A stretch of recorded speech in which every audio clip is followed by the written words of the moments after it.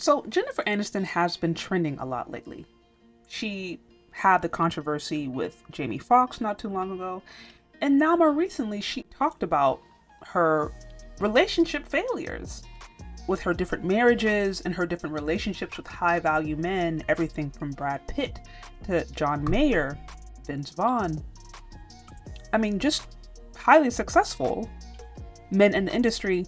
Despite her success, she still had a really hard time in the area of relationships.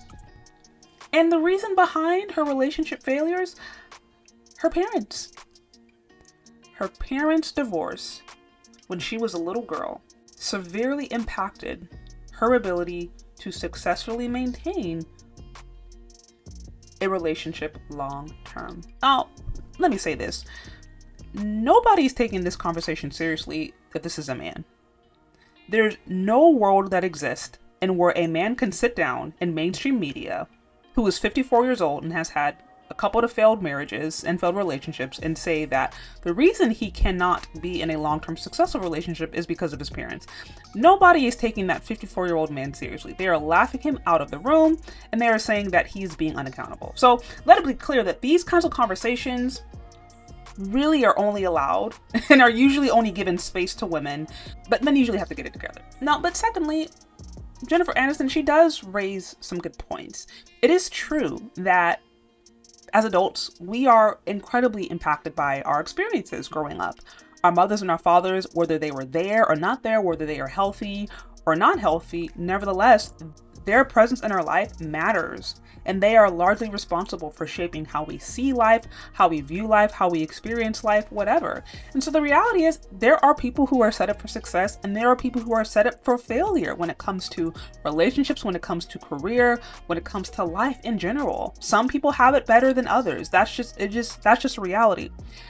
However, I believe that as an adult, it is no longer the responsibility of our parents to determine our life or our destiny. It's our responsibility. It is our responsibility as an adult to figure out what it is that we like, what our values are, what is important, and then to do the things necessary to ensure that we are going along that path. If you weren't set up for success in the relationship department, if you didn't see a man and a woman getting together healthily in a good, healthy, God-fearing marriage, that doesn't mean all hope is lost. You might have a bigger learning curve, but you can still learn. You can still go through the steps necessary to learn how to be in a successful relationship if you want. Well, and this is where I think it comes down to ultimately, what does a person value? As a 54-year-old woman, as a woman in your 50s, 40s, really whatever age, if you want to be married and if you want to learn how to be in a successful relationship, you can actually do it, but it's going to require work to do so. In her interview, I think Jennifer Aniston, although she pretty much blamed her relationship failures on her parents' failures, she just, at the end of the day, found it easier to be alone. But she did admit that, look, I just found it easier to be alone, and I pretty much focused on my career. Because that's the reality. The reality is, she wasn't set up for success in the relationship department. We can see that she's obviously very successful on the career front, but it doesn't sound like there was a lot of emphasis taken or made to figure out how to actually get along in a healthy, long-term functional marriage relationship, and even what that looks like. If a woman in her 20s, 30s, 40s, 50s, if she wants to learn how to be in a healthy relationship, she absolutely can. She can go through the steps necessary to do so. If a woman doesn't take the necessary steps to get to that point, she can't, in her 30s, 40s, 50s, 60s, 70s, whatever, she can't go and blame it on the universe or God or her parents 40 years ago or the rain or the weather or the lack of men or selection or the prison system. She can't do that. She has to look in the mirror and eventually say, it's me. Yes, there are areas of my life that were unfair. Yes, my parents did the best that they could, but they screwed up here. Yes, I didn't learn how to be a wife, or yes, I didn't learn how to get along with a man, or whatever it may be. But now as an adult, I have the opportunity and the responsibility to get what I didn't get as a kid so that I can still be successful. And I think when we have this narrative that says, oh, because you didn't get what you got growing up, because your parents were divorced or whatever, now therefore it's just hard for you to get married and it's just, you're just easier off alone. I don't think that teaches women how to be really accountable and to take charge in an area where they actually do have agency and they do actually have freedom. This kind of narrative to me and this kind of thinking, in my opinion, just teaches women how to be unaccountable. And I don't think it's really healthy.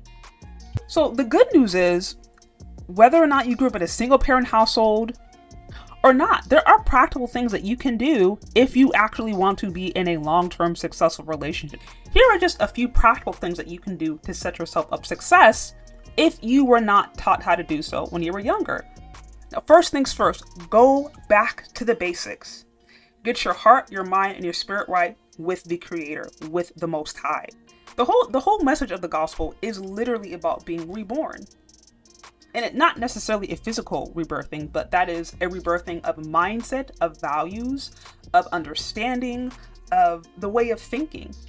And so the beautiful promise about the gospel is that it doesn't matter where you're at in life. If you're willing to go through the process of purification and walk with God, He can teach you healthy new mindsets. He can basically restore you to be the best version of yourself, for lack of a better term. He can take you through that process. This is literally what the gospel is about. And so I firmly believe that before a woman can even think about being good for a man, she has first got to get her spirit and her mind right.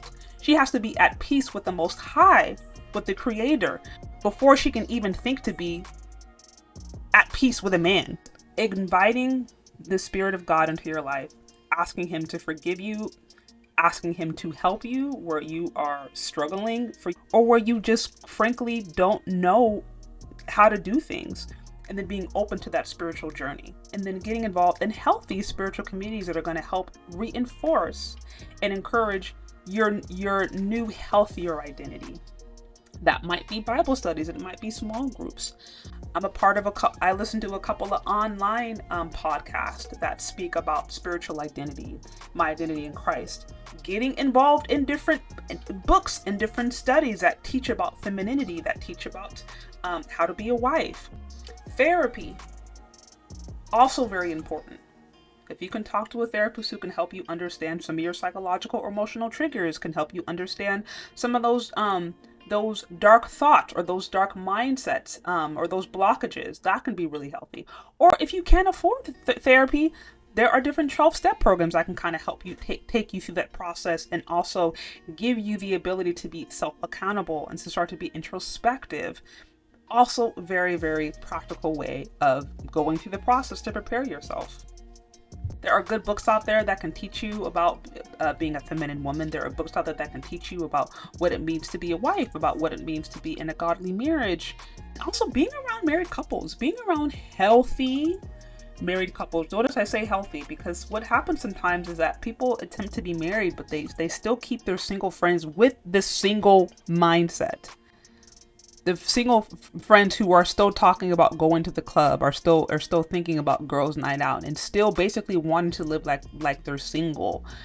That's a conflict of interest. But my point is, there are actually practical ways that a person who was not set up for success, who had a bad upbringing, or who didn't see healthy relationships coming up, that doesn't have to be the end of their life. There are things that a human being or an adult can do to still have a healthy, successful relationship. But what we can't do is tell women that they are victims of their past and give them excuses to not be accountable.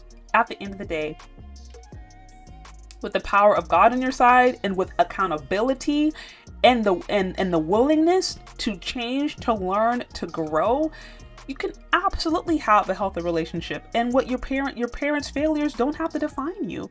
But it really comes down to what you personally want to do and the work that you are willing to put into it, and how open and honest you're willing to be with yourself.